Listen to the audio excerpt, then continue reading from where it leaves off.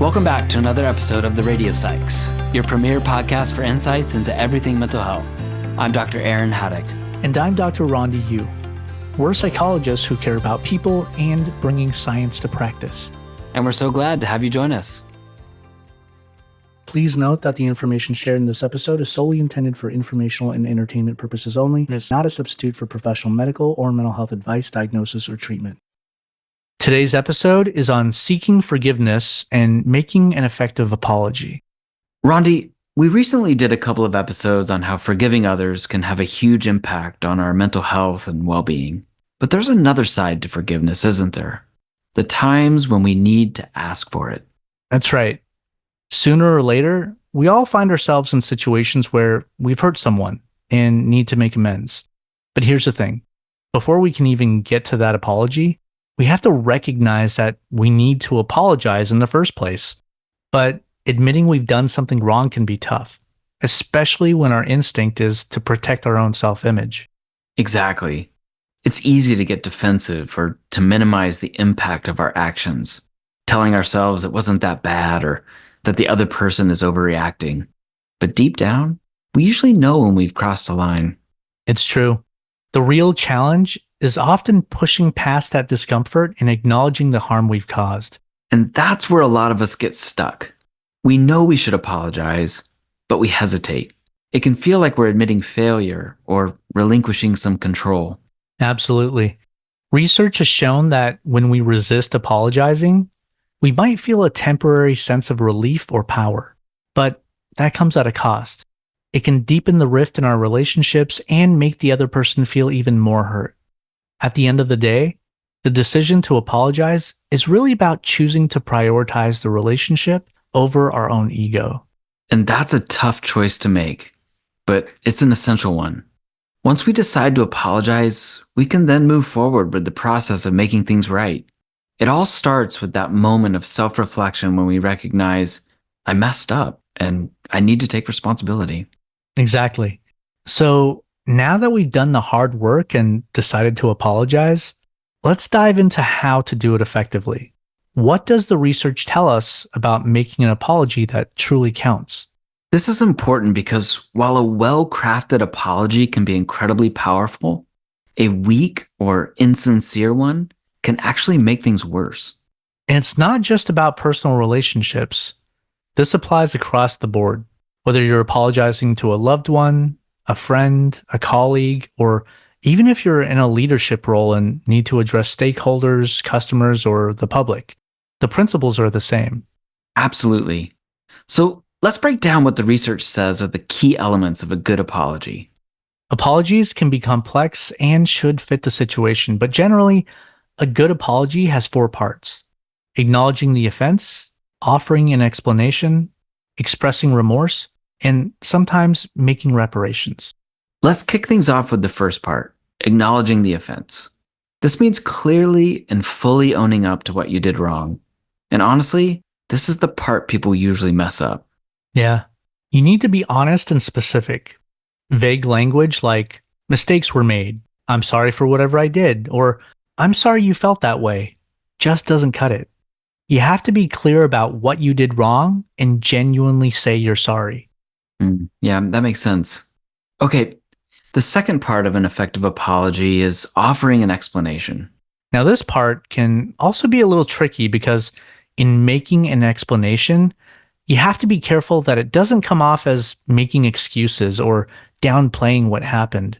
Saying something like, I just snapped, or sorry, I wasn't thinking, doesn't show responsibility or sincerity and can actually backfire. Instead, you need to offer a genuine explanation and explain the steps you're going to take to ensure that it's unlikely to happen again. Can you give an example? Sure. Let's imagine someone was really curt with a colleague at work. They might say something like, I'm sorry I snapped at you during the meeting. I was feeling overwhelmed by the project deadline and took it out on you.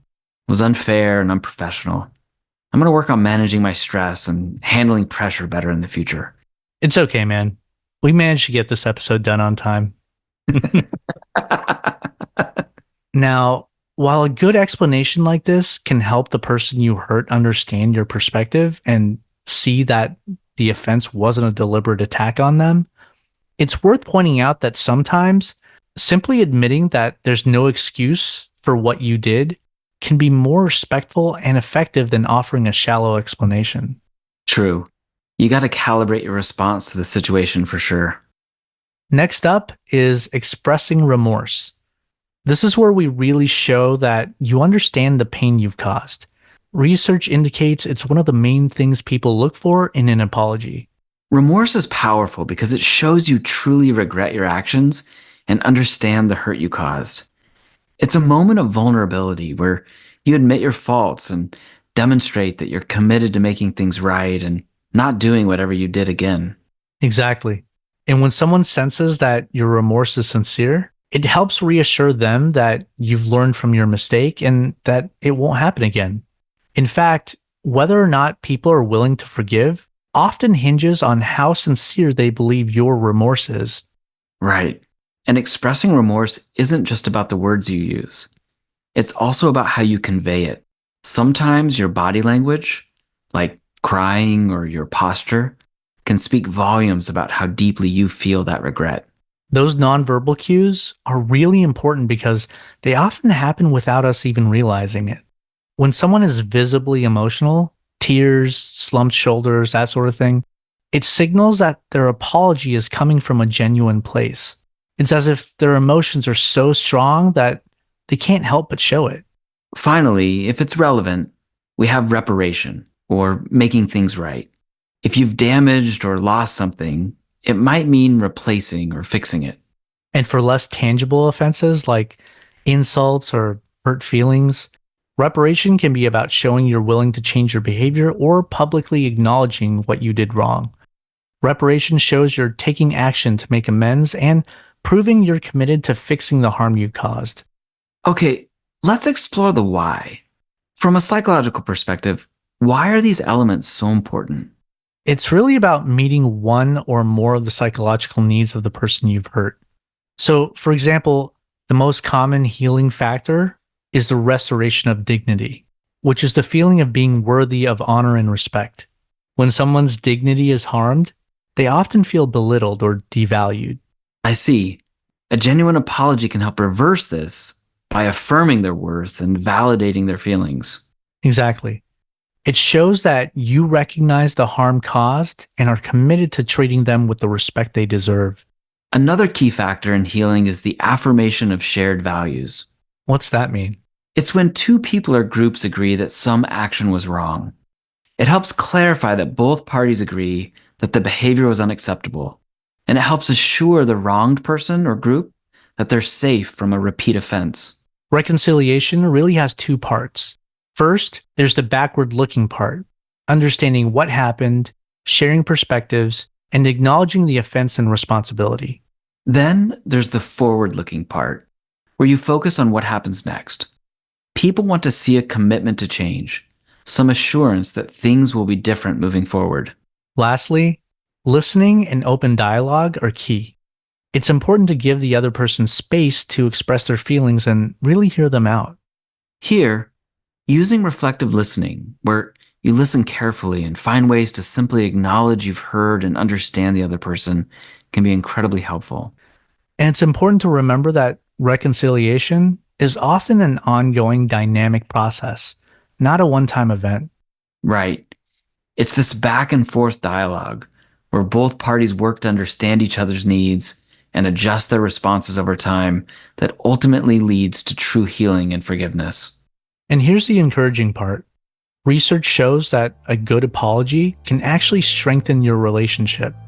The honesty and courage it takes to apologize can build a bond that's even stronger than before.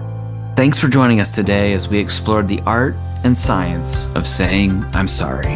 And please subscribe, rate, and leave a review on your favorite podcast platform. Until next time, take care and be well, everybody. Take care and be well.